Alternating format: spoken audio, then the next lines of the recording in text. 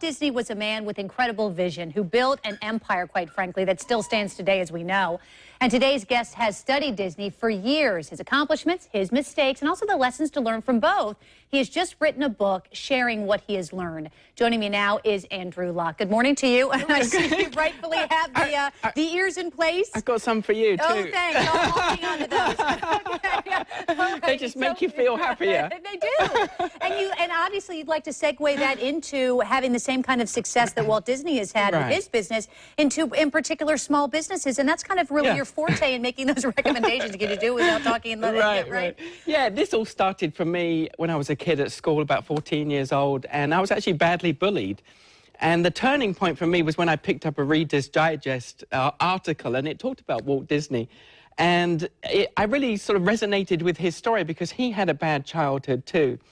And it really turned my life around. And what I'd like to share is the 3 Walt Disney mistakes to avoid, because everybody kind of thinks of him as this incredible character, which he was. Well, yes, and you wouldn't imagine that he's made any mistakes considering that his business has been so successful after many, many, many years. Right. Okay, so let's talk about the first one. Number 1 is this little guy here.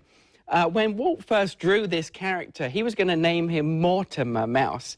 And his wife said, no, that's a terrible name. And so she sort of plugged away and said, you know, I think you should really think about a different name, maybe Mickey. And so finally he relented and said, okay, let's call him Mickey. So the mistake, well, of course, was, you know, ultimately he had to listen to other people, listen to his wife. Well, and particularly his wife. It's a good idea. Right? Okay, so now how could you really transfer that, though, into, like, small business? Because it really also, because I've heard this before in master's classes I've taken, and that is that the name of your company is very important in particular because it really establishes what your company does. Yeah, a lot of people look at big companies like Google and Twitter and Facebook and so on, and those names are successful because they spend millions of dollars on branding, but the small business owner can't do that. So a small business name really needs to be something that explains what it is in the name. Very good point. Okay, second mistake, Disneyland mistake? Yeah, the Disneyland mistake. Anyone that's ever been to Disneyland knows that the area around Disneyland became this kind of mess of tacky souvenir shops and horrible hotels. And the mistake was in not planning ahead, because Walt always regretted through the rest of his life not buying the land around Disneyland because he wanted to preserve the magic. He wanted to create that magical experience. So that was the mistake in not planning ahead.